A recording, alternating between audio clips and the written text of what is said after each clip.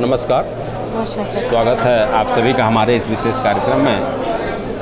दर्शकों, उत्तर प्रदेश का गोरखपुर ज़िला इस समय पूरे प्रदेश में सुर्खियों में रहता है, क्योंकि प्रदेश के मुखिया योगी आदित्यनाथ जी का गृह जनपद होने के नाते यहाँ की प्रत्येक गतिविधियों पर पूरे प्रदेश के लोगों की नज़र रहती है। जी sir. Gorakhpur civil court bar association का इस समय चुनाव संचालित हो रहा है। 20 फरवरी 2024 को मतदान होना है, तो विभिन्न पदों के प्रत्याशी लगातार अधिवक्ताओं से संपर्क करके अपने पक्ष में वोट की अपील कर रहे हैं। उसी क्रम में एक छोटा सा प्रयास मैंने भी किया है कि मैं अपने प्लेटफॉर्म के माध्यम से और प्रत्याशियों की आवाज़ को उनके मतदाताओं तक पहुंचा सकूं।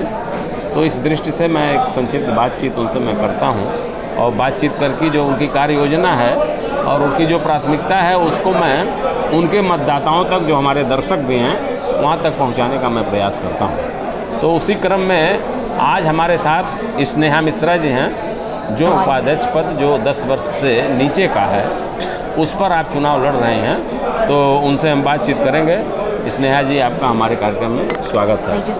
आपके माता पिता कौन हैं, आपका जन्म स्थान कहाँ है और आपकी जो शैक्षणिक पृष्ठभूमि है उसको ज़रा सा आप बताइए, ताकि आपका जो मतदाता है वो आपके बारे में विधिवत जानकारी कर सके और उसे लगे कि आपको। मैं स्नेहा मिश्रा, पिताजी का नाम श्री पंडित श्री राम बिहारी मिश्रा और माताजी का नाम श्रीमती राधिका देवी। और मेरा जो इंटरमीडिएट क्या कहिए, मेरा जो ग्रेजुएशन तक की पढ़ाई लॉ भी हमने देवरिया से ही किया, और उसके बाद हमारी 2009 में सर हमारी शादी हो गई। अच्छा। और विवाह के पहले रजिस्ट्रेशन तो हो चुका था 2008 में ही। कुछ दिन पिताजी के साथ मैंने प्रैक्टिस भी किया, और शादी के बाद श्रीमान मेरा लंबा गैप रहा। अच्छा। हाँ, 9 के बाद मैं 18 में सीधे यहाँ बार एसोसिएशन। तो आपका जो मूल स्थान है, जन्म स्थान देवरिया है, वो देवरिया है। जी सर, जी। और आपके पिताजी भी अधिवक्ता हैं? जी सर, पिताजी भी अधिवक्ता। क्या नाम है उनका? श्री राम बिहारी मिश्रा सर। तो सिविल कहाँ से प्रैक्टिस करते हैं वो? तो देवरिया से करते हैं, सिविल देवरिया सिविल हाँ, कोर्ट में। अच्छा अच्छा। तो आप उनके साथ कुछ दिन तक जो है आपने जो है उनके सानिध्य में कुछ दिन विधि व्यवसाय आपने किया है? जी बिल्कुल सर। तो शादी आपकी जब हो गई तो शादी कहाँ हुई, देवरिया में ही हुई? नहीं सर, चार पानी गोरखपुर में हुई? गोरखपुर जिले में हुई। अच्छा अच्छा। तो शादी के बाद आप गोरखपुर चले आए? चले आए सर। तो आपके पति क्या करते हैं? राजस्व स्वामी हैं सर। अच्छा, राजस्व विभाग में हाँ काम करते हैं? जी सर। अच्छा अच्छा अच्छा। श्री संतोष पांडे नाम है उनका। अच्छा अच्छा, कोई बात नहीं, बहुत अच्छा जो है। तो आप अपने मायके से अपने ससुराल में आई और ससुराल में आकर के फिर आपने जो है विधि व्यवसाय शुरू किया? पति ने मतलब बहुत प्रोत्साहित किया। पतिदेव का बहुत ही मतलब सहयोग है हमारा, आज भी है।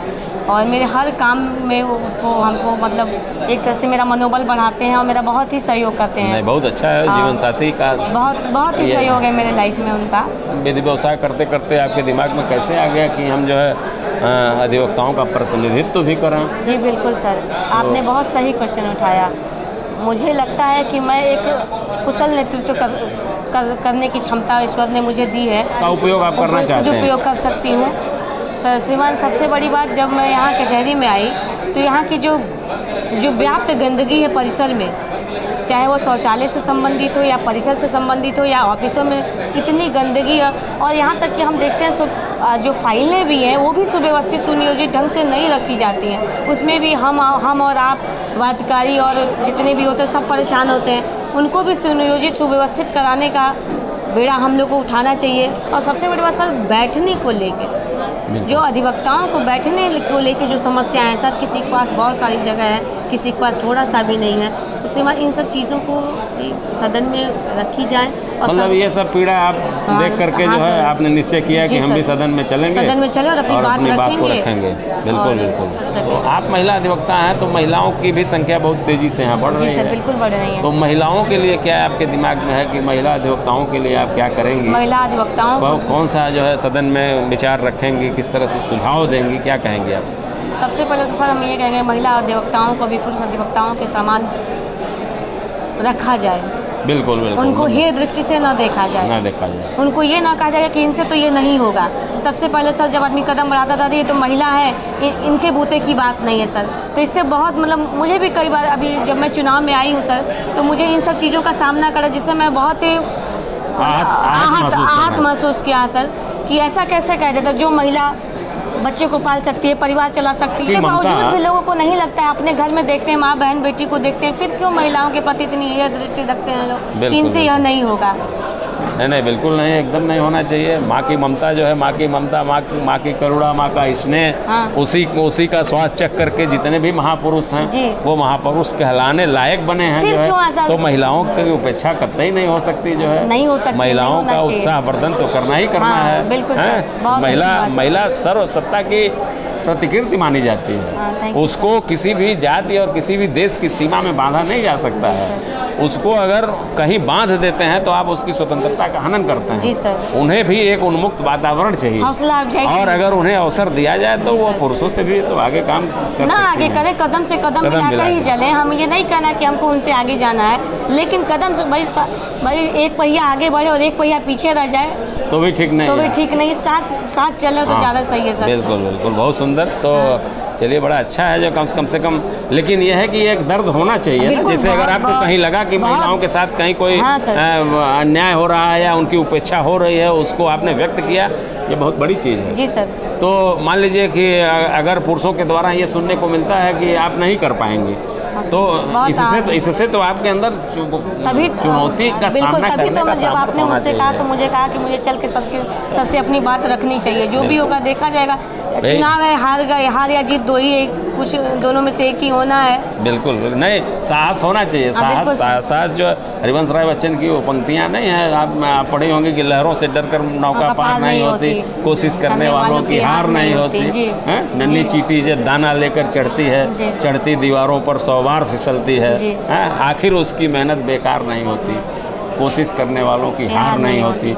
उसी में आखिरी लाइन है ना कि असफलता एक चुनौती है, स्वीकार करो, क्या कमी रह गई देखो और सुधार करो, संघर्षों का मैदान छोड़कर मत भागो तुम, है ना उसमें। हाँ सर, हाँ तो सर। कुछ किए बिना जयकार किसी की नहीं होती, कोशिश करने वालों की हार नहीं होती। तो ये तो अच्छी चीज़ है। अगर आप प्रयास कर रहे हैं, अगर आपको कोई निरुत्साहित करने का प्रयास भी कर रहा है तो निरुत्साहित होने की ज़रूरत नहीं है। आप लगातार चुनौतियों से लड़िए और प्रयास करिए। अगर मैं आपसे ये कहूँ कि आप ठीक है, महिलाओं का प्रतिनिधित्व आप करेंगी, सदन में अगर आपका मतदाता पहुँचा देता है तो वो कौन सा 5 कार्य है जिस पर ध्यान अपनी कार्यकारिणी का आप दिलाएंगे? क्या कहेंगे? 5 कार्यों को हम एक छोटी सी पंक्ति में सुनाना चाहेंगे। बिल्कुल, बहुत सुंदर, सुनाइए। हम अभी से क्या बताएं क्या हमारे दिल में है, सरफरोशी की तमन्ना अब हमारे दिल में है, वक्त आने पर बता देंगे तुझे आसमां। हम अभी से झूठी तसल्ली नहीं देंगे कि लेकिन यह है कि जो आपके मन में है कार्य योजना, उसको आप वहाँ व्यक्त करेंगे। बिल्कुल सर।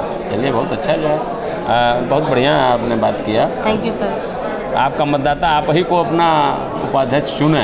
बिल्कुल सर। क्यों, क्या कहेंगे, कैसे अपील करेंगे आप? मैं स्नेहा मिश्रा, उपाध्यक्ष पर प्रत्याशी 10 वर्ष से कम सर। आप हमें अपने बहुमूल्य मतों से ऐतिहासिक विजय दिलाएं। स्नेहा जी, आपका इस समय बड़ा महत्वपूर्ण समय चल रहा है। चुनाव बिल्कुल एकदम आसन्न है, 20 तारीख को है, 20 फरवरी 2024 को मतदान होना है। ऐसे में आपने अपना अमूल्य समय निकाला और मेरे आग्रह को स्वीकार किया, आप यहाँ आई और अपने मतदाताओं को आपने बेहतर सुंदर बातें बताई, अपनी कार्य योजना से अवगत कराया। Thank you sir. इसके लिए आपको बहुत बहुत धन्यवाद। Thank you sir, thank you.